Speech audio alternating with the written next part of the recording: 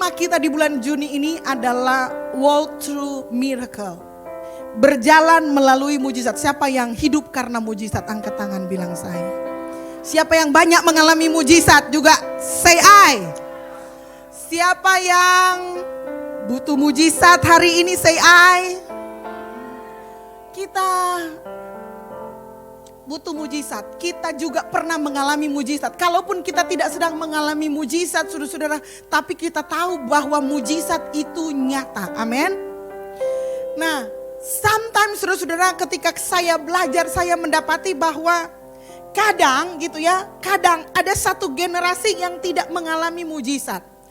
Kadang yang mengalami banyak mujizat gitu, yang paling banyak ditemui adalah generasi yang lebih tua.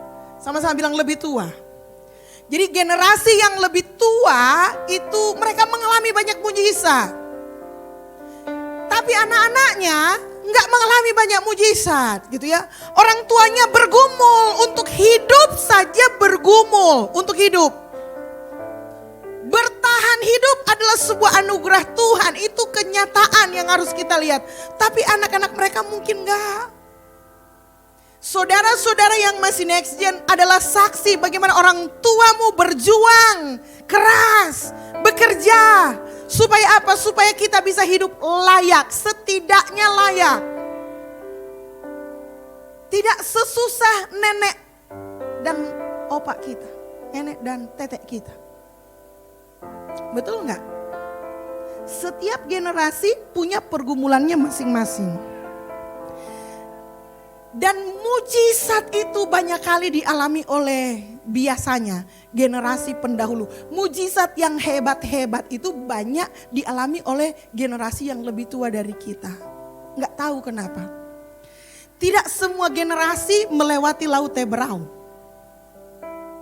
Tidak semua generasi minum dari air yang keluar dari batu yang dipukul oleh tongkat. Tidak semua generasi melihat tiang awan dan tiang api. Tidak semua generasi mengalami apa yang dialami oleh orang-orang. Tidak semua generasi melihat dan menyaksikan runtuhnya tembok Yeriko. Kita tinggal menyanyi. Karena puji-pujian ada tembok yang runtuh. Kita pernah lihat nggak? Nggak pernah. Tapi kita tahu ceritanya pernah ada. Sometimes cuman ada satu generasi dan mereka semua telah meninggal juga sebelum menduduki tanah perjanjian. Pertanyaannya, Pastor, apakah ini berarti bahwa mujizat hanya akan berlaku di satu generasi? Saya pengen juga, Pastor, supaya anak-anak saya mengalami mujizat. Pengen gak kita anak-anak kita mengalami mujizat? Saudara, kadang saya suka khawatir, cemas. Tuh gini. Apakah anak-anak saya akan mengalami pertolongan Tuhan yang sama seperti saya alami dulu? Lalu kan pikiran itu kemudian bekerja dan bilang begini, yang anak-anak sampai kehidupan dulu kayak apa ya, wajar karena butuh mujizat. Tapi anak-anak sekarang gak butuh karena orang semuanya tersedia. Kalau mau pakai perbandingan kan nantinya jadinya nggak fair. Kalau membandingkan, pasti semua yang next gen akan keberatan kalau dibandingkan dengan zaman orang yang lebih dahulu. Ya mama kan zamannya itu ya begitu, zamannya orang begini ya begini gitu. Tapi ini bukan berarti engkau tidak butuh mujizat. Menurut saya, kalian butuh mujizat dengan caramu sendiri. Amin. Amin. Siapa yang merasa butuh mujizat dalam hidupnya? Kita semua butuh. Yang saya yakin begini, Tuhan akan melakukan mujizat. Kalau Tuhan sudah melakukan mujizat di zamannya Musa, Dia juga melakukan mujizat di zamannya Yosua, betul nggak? Mujizatnya nggak sama. Karena mujizat yang dibutuhkan Yosua tentu tidak sama dengan mujizat yang dibutuhkan oleh Musa. Tapi baik Musa maupun Yosua, dua-dua membutuhkan mujizat supaya mereka bisa melihat keturunan mereka menduduki tanah perjanjian. Yang percaya bilang amin. Sekarang pertanyaannya, Pastor, jadi apa yang bisa kita lakukan? Apa yang bisa kita lakukan supaya generasi ini gitu ya, supaya mereka bisa hidup dalam kehidupan yang cocok, mengalami pengalaman rohani yang cocok dengan mereka, sehingga mereka punya kadar iman, spiritualitas cukup dalam untuk membekali mereka melangkah di masa depan mereka. Apa yang harus kita lakukan? Apakah cukup dengan menyekolahkan mereka saja? Saya tahu kita orang tua gila-gilaan menyekolahkan anak-anak hari ini gitu ya. Orang tua bukan cuma menyekolahkan demi supaya bisa memasukkan anak-anak di universitas yang terkenal. Orang tua juga kasih les, kasih pelajaran tambahan, mengambil waktu anak-anaknya untuk apa? Untuk belajar. Orang tua begitu fokus supaya anak-anaknya bisa belajar, bisa pinter, bisa masuk universitas terkenal dengan harapan bisa bekerja di tempat yang lebih terhormat dari orang tuanya. Apakah itu cukup? Apakah cukup dengan memberi mereka makanan yang bergizi? Apakah cukup dengan memberikan mereka makanan yang mereka suka? McDonald, pizza, KFC. Sebutkan saudara-saudara, makanan yang disukai anak-anak kita. Apakah dengan memberikan mereka makanan yang mereka sukai, atau makanan yang bergizi, atau apapun itu sudah cukup? Apakah cukup dengan hanya sekadar memberi nasihat? Apakah cukup hanya dengan memberi teladan? Yang penting kita selesai contoh, no? Terserah orang mau ikut atau enggak. Apakah itu semua cukup? Saya yakin saudara-saudara, enggak akan ada pernah kata cukup buat kita manusia, amin. Karena jiwa kita memang sulit dipuaskan. Kemarin saudara-saudara ada party di sini, jadi semua Metroholikit untuk pertama kalinya setelah sekian abad, gitu ya, Metroholikit bisa kumpul lagi di sini, dan kemudian semua satelit ada, gitu ya, cukup penuh, sangat penuh, gitu ya, dan kami melakukan sesuatu yang berbeda. Mari kalau ada videonya, jadi sambil mereka mempersiapkan, gini, jadi khusus kemarin ada tantangan doa. Itu belum pernah dilakukan di Metroholikit sebelumnya. Jadi kalau doa keselamatan itu sudah biasa di MCM. Setiap minggu kita harus menantang orang untuk terima Yesus. Karena itu penting, sangat penting. Jadi ketika ditantang keselamatan, padahal di Metroholikit setiap Sabtu dilakukan. Kadang saya sempat berpikir ini anak-anak mungkin cuma main-main. Tapi kemarin saya dengan tegas bilang yang so pernah nyala usah angkat tangan. Betul-betul yang baru. Yang baru dan kemudian sebagian angkat tangan dan maju ke muka. Sesudah itu saya belum selesai. Ini karena training. Saya suruh duduk yang sudah terima keselamatan. Saya ajak ke depan siapa yang ingin didoakan kesembuhan. Maju anak-anak saudara-saudara. Ada yang sempat berpikir tapi ketika saya menjelaskan dia kemudian datang dan kemudian mereka maju. Maju dan bilang dan berkata, saya mau didoakan. Semua mendoakan. Itu yang kedua, saya bilang kalau ada opamu, omamu yang lagi sakit dan kamu merasa perlu didoakan, ada yang maju. Satu anak saya doakan, saya tanya kamu mau doakan siapa? Karena dia ada di barisan mendoakan orang lain. Opa, tapi opa, sakit apa tapi opa? Sakit gula.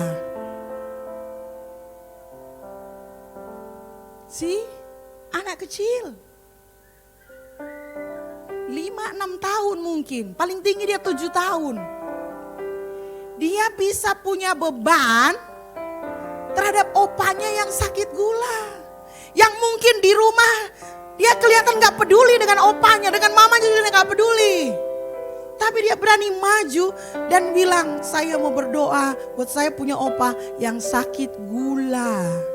Bahkan dia sonen tahu apa tuh sakit gula, tapi dia tahu dia butuh mujizat. Sesudah itu saudara-saudara saya suruh duduk lagi yang sudah didoakan kesembuhan. Saya panggil saudara-saudara, saya minta yang ingin dipulihkan. Yang ingin dipulihkan keluarganya, mungkin yang bermasalah, yang sering ada pertengkaran, maju ke depan. Kali ini enggak sebanyak yang minta kesembuhan, tapi ada yang maju. Saya penasaran saudara-saudara. Saya penasaran, anak yang saya doakan saya tanya, apa yang Tuhan mau pulihkan? Orang tua saya. Saya pikir mama papanya yang bertengkar, karena itu kasus yang umum. Kalau anak maju, mama papa bertengkar. Lalu dia bilang begini, mama papa pastor bakal deng tetangga. Dan dia datang minta didoakan di gereja. Dia rasa itu perlu dipulihkan. Jangan saudara pikir apa yang saudara lakukan anak-anak tidak perhatikan. Mereka melihat. Mereka merasakan. Dan mereka tahu sebenarnya apa yang terjadi. Cuma mungkin mereka gak bisa mengkomunikasikan dengan baik. Wow. Saya gak tahu sih kalau ditanya. Saudara ada videonya? Oke. Ini mereka saudara-saudara. Ini kemarin. Ada yang lihat mereka main-main? Itu mereka sungguh-sungguh loh semuanya. Putar aja. Oh habis.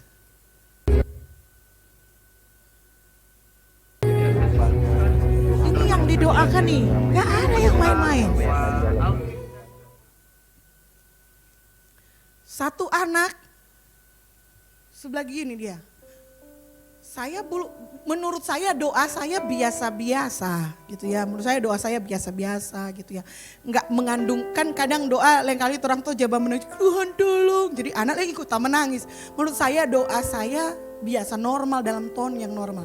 Tapi waktu saya mulai doakan Tuhan, pulihkan supaya boleh kedamaian terjadi. Dia tiba-tiba kita langsung merasa, oh berarti dia merasakan sesuatu yang deep. Sesuatu yang dalam di dalam jiwanya. Sehingga ketika didoakan, ketika ada orang yang berdoa untuk dia, dia merasakan sesuatu. Kalau pendeta kayak Hatu bilang, hanya Roh Kudus yang bisa membuat orang menangis secara natur. Dan kalau anak itu bisa menangis demikian terbukanya di momen yang sangat singkat. Ini bukan altar call orang dewasa, saudara-saudara. Ini bukan altar call KKR dewasa yang orang bisa punya waktu banyak. Ini cuman panggil, doakan, duduk lagi. Karena ini anak-anak. Panggil, doakan, duduk dalam momen yang sangat singkat. Sepersekian menit. Itu mereka bisa merasakan lawatan Tuhan. Dan hey, apa yang miss dari kita selama ini? Kita mungkin orang tua berpikir kita punya banyak pergumulan, kita punya banyak persoalan, tetapi apakah kita tahu bahwa ternyata anak-anak kita juga perlu pengalaman spiritual dengan Tuhan? Halo? Are you with me?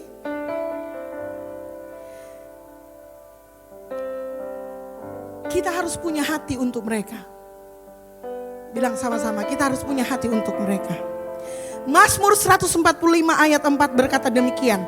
Angkatan demi angkatan akan memegahkan pekerjaan-pekerjaanmu dan akan memberitakan keperkasaanmu. From generation to generation, angkatan demi angkatan akan memegahkan pekerjaan-pekerjaanmu dan akan memberitakan keperkasaanmu. Ini kerinduan Tuhan. Tuhan tidak ingin hanya satu generasi yang diselamatkan, yang merasakan mujizat Tuhan, tetapi Tuhan ingin generasi demi generasi. Sebagaimana engkau mengalami mujizat Tuhan, Tuhan juga ingin anak-anakmu mengalaminya. Tuhan ingin cucu-cucumu mengalaminya. Halo? Halo MCM? Ada amin? Ini kerinduan terbesarnya Tuhan. Kerinduan Tuhan yang besar bagi umatnya.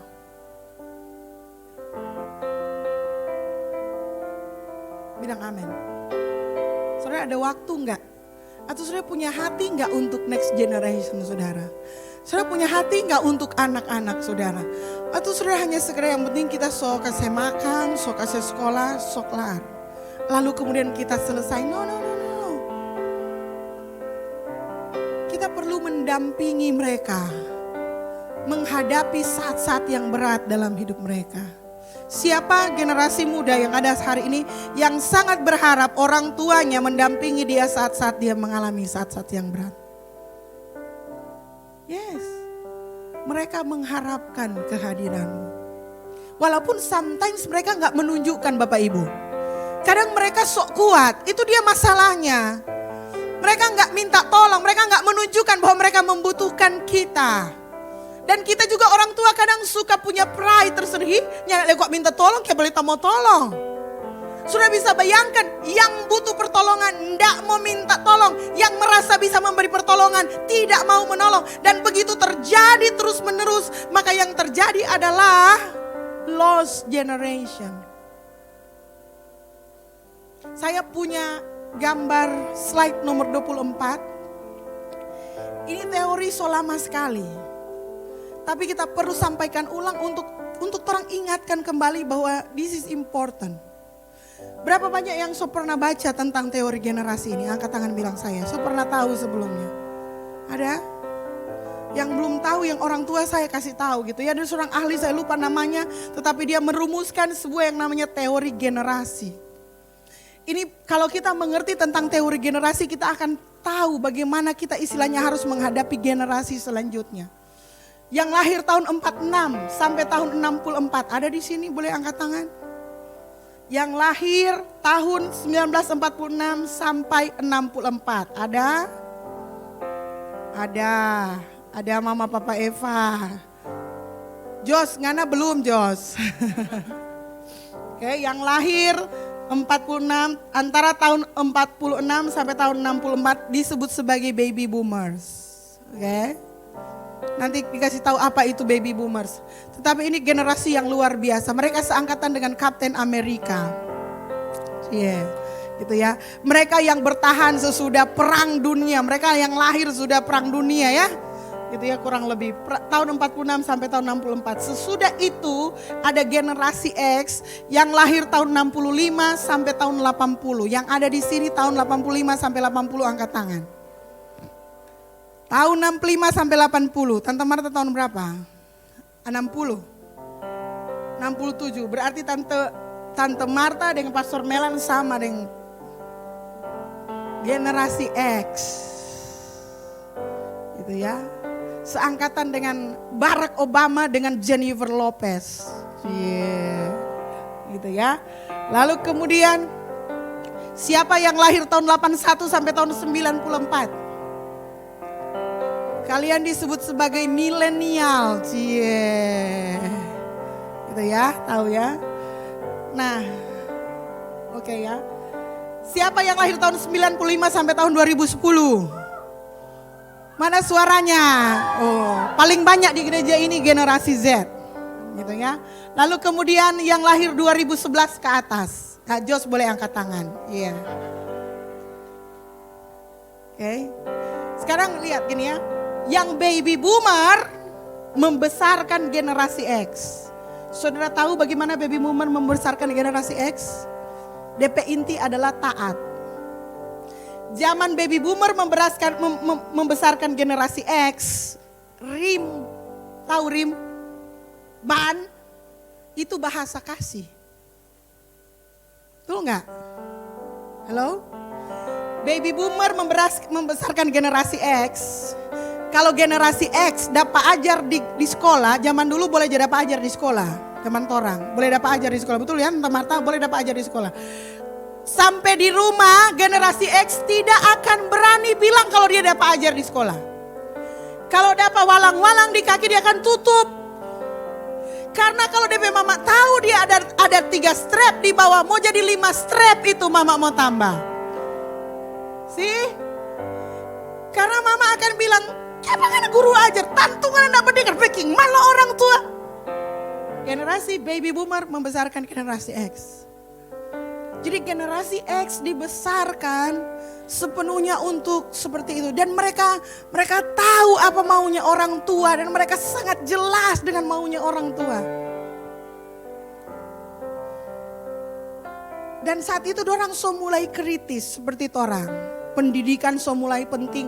Kalau baby boomer, saudara-saudara, pendidikan belum terlalu penting. So penting tapi tidak sepenting di generasi X. Generasi baby boomer will do everything. Jual tanah, jual kintal supaya anak-anaknya bisa pendidikan. Itu generasi X. Makanya generasi X banyak yang sekolah bagus-bagus. Dan itu impian generasi baby boomer adalah anak-anak generasi X akan bekerja di sebuah perusahaan yang besar, yang terkenal dengan gaji besar. Kalau boleh BUMN, betul gak? Itu yang terjadi. Dan generasi X melahirkan milenial dan Z karena sudah lebih pendek.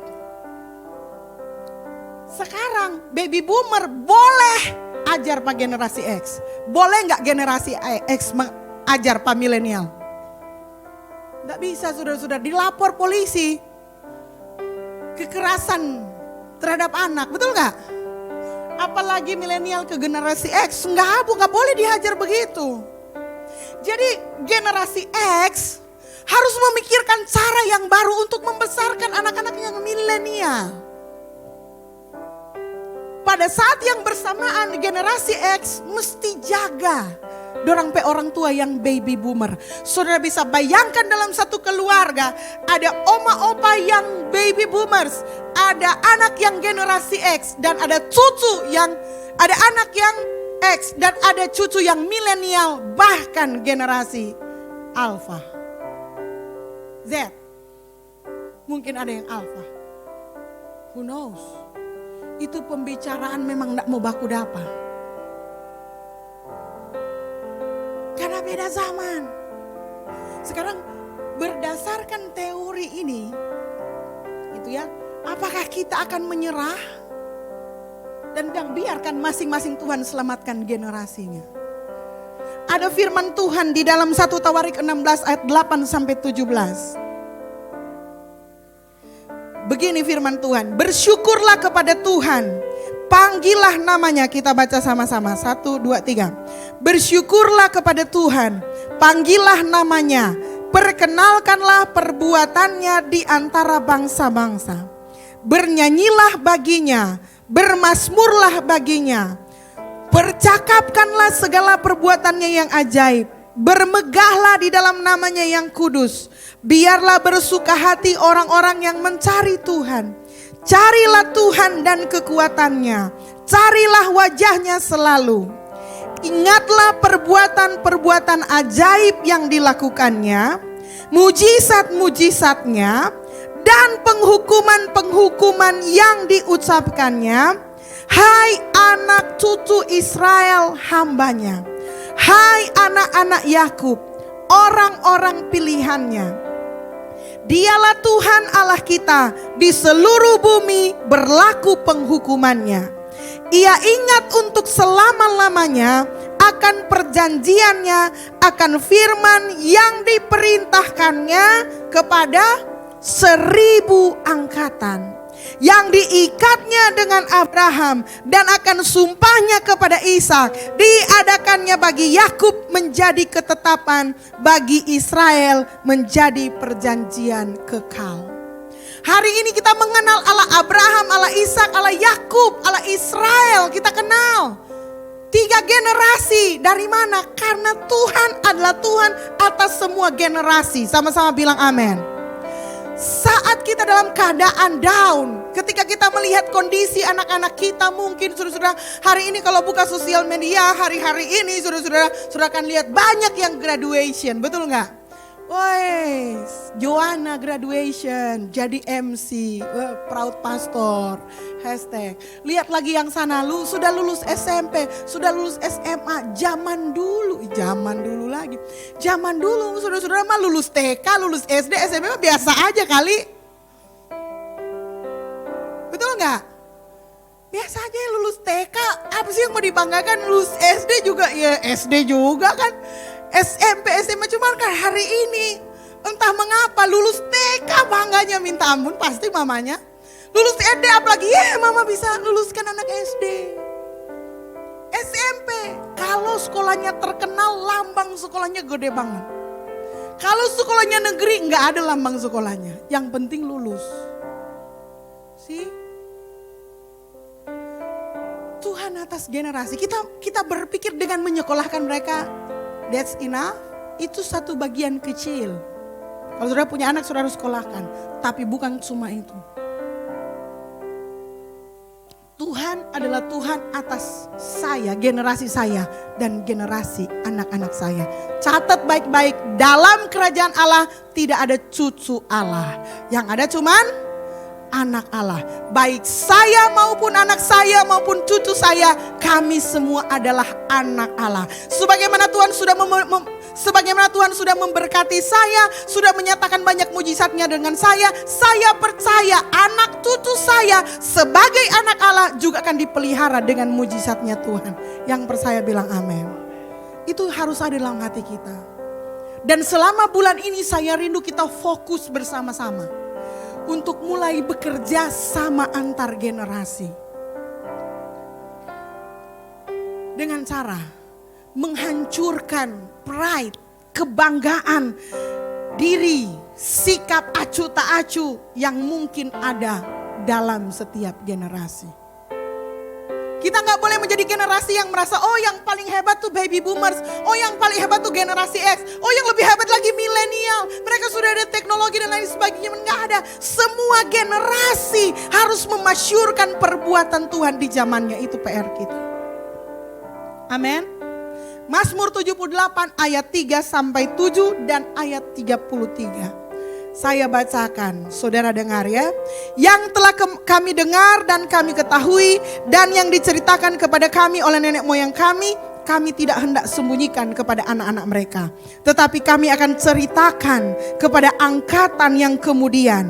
Puji-pujian kepada Tuhan dan kekuatannya dan perbuatan-perbuatan ajaib yang telah dilakukannya.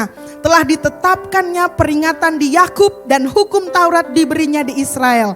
Nenek moyang kita diperintahkannya untuk memperkenalkan kepada anak-anak mereka supaya dikenal oleh angkatan yang kemudian, supaya anak-anak yang akan lahir kelak bangun dan menceritakannya kepada anak-anak mereka, supaya mereka menaruh kepercayaan kepada Allah dan tidak melupakan perbuatan-perbuatan Allah, tetapi memegang perintah-perintahnya. Sebab itu ia membuat hari-hari mereka habis dalam kesia-siaan dan tahun-tahun mereka dalam kekejutan. Ayat 33. Ayat 33 adalah konsekuensi kalau kita masing-masing hanya memikirkan diri kita sendiri dan kurang memikirkan generasi yang akan datang. Sometimes pride itu ada, kebanggaan diri. Tapi sometimes itu orang perlu lucuti bersama-sama.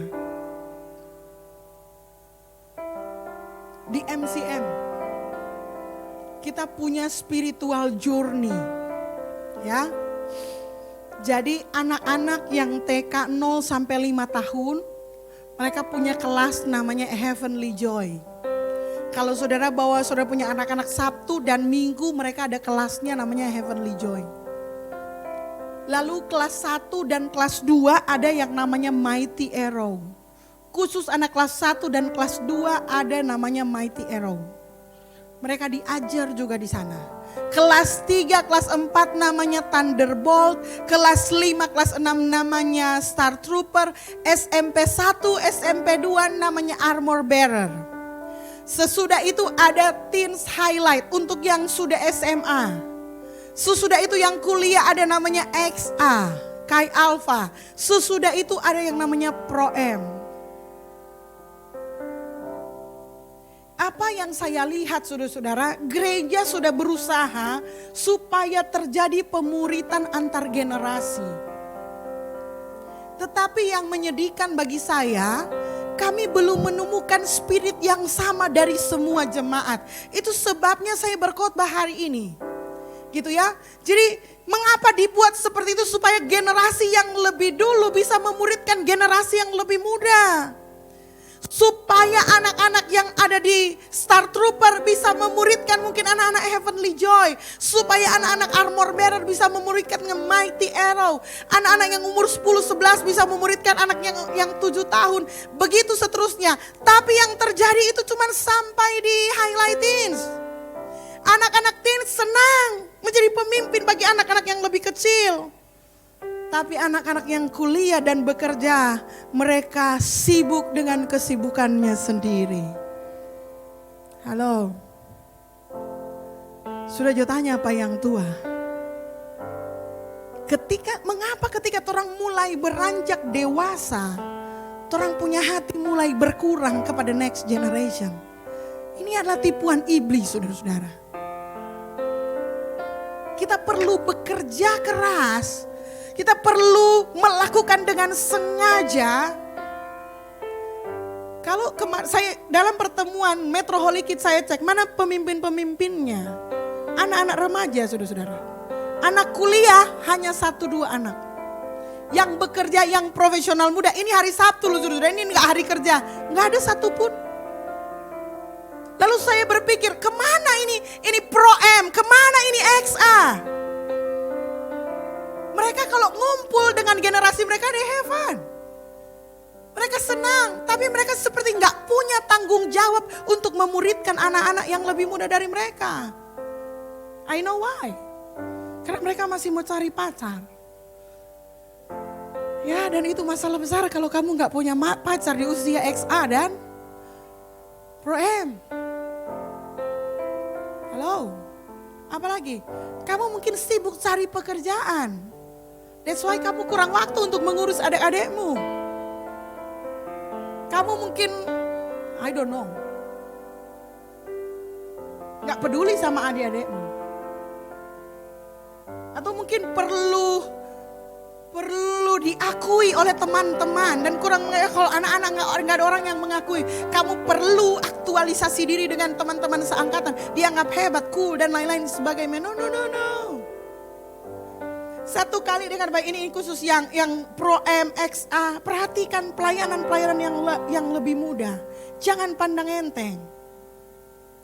Saya berpikir yang molos generation, yang kecil-kecil. Ternyata enggak, yang molos generation ini yang XA dan Pro M. Karena mereka sibuk dengan diri mereka. Keluaran 1 ayat 21. Dan karena bidan-bidan itu takut akan Allah, maka ia membuat mereka berumah tangga. Ketika bidan-bidan sibuk menyelamatkan generasi, baby-baby. Tuhan bilang, ia membuat mereka berumah tangga. Kalau ngoni belum merumah tangga baik-baik, mungkin kamu nggak bisa berurusan dengan anak-anak next gen. Jadi Aldo, Tuhan bilang, urus dulu tuh adik-adik. Enter adik-adik dah hidup kamu nggak urus, kok kamu mau yang kamu mau nanti. No, tunggu dulu. Tuhan akan membuat kalian berumah tangga. Itu Tuhan ayatnya bilang. Maka ia membuat mereka berumah tangga. Don't worry tentang rumah tangga. Urus dulu tuh adik-adik kecil yang Tuhan udah percayakan. Urus, kamu punya next gen. Bilang amin dong. Yang mbak urus next gen, kasih semangat buat mereka yang masih sibuk dengan dirinya sendiri. Short story. Saya punya suami itu enggak suka anak-anak seperti saya suka anak-anak. Dia mungkin suka sedikit. Tapi Tuhan enggak kasih beban pada dia dengan menikahi seorang yang urus anak orang lain. Sampai sekarang. Dan Tuhan memberkati. Ia membuat saya berumah tangga ketika dari masih muda seurus anak-anak orang lain. Kalau mau suka ada Papa itu sekaliber Pak Gilbert urus sekolah minggu. Tuhan pe urusan orang pe rumah tangga. Selalu Tuhan membela orang-orang yang mau mengurus next generation. Betul enggak? Selalu kalau saudara baca perjanjian lama, Tuhan itu bersumpah sampai kepada keturunan. Kenapa selalu 4 keturunan, Pastor? Padahal Alkitab bilang beribu-ribu keturunan. Karena kebanyakan orang akan hidup tuh cuma bisa melihat sampai 4 keturunan kebanyakan. Ada yang coba sampai 3 keturunan. Dan Tuhan merasa orang melihat orang keturunan saja di dalam Tuhan. Selama orang hidup di dalam Tuhan, orang punya anak-anak mengasihi Tuhan, itu sudah sangat bagus. Tapi apa yang akan terjadi kalau orang tuanya mencintai Tuhan? Anak-anaknya masih mencintai Tuhan, tapi DP cucu-cucu tidak cinta Tuhan. Itu prahara, saudara-saudara. Itu kesengsaraan bagi oma opa.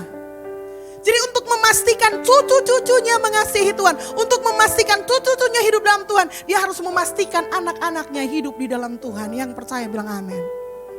Dan itu tugas penting kita sebagai orang tua. Orang tua itu maksudnya yang lahir lebih dulu. Saya cuma berharap dari khotbah saya hari ini bisa lebih banyak orang yang perhatian kepada next generation. Karena yang terakhir saudara-saudara, tugas penting dan tugas utama kita adalah memuridkan generasi. Sama-sama bilang memuridkan generasi. Memuridkan mereka. Mengajarkan apa yang kita, jangan takut saudara-saudara.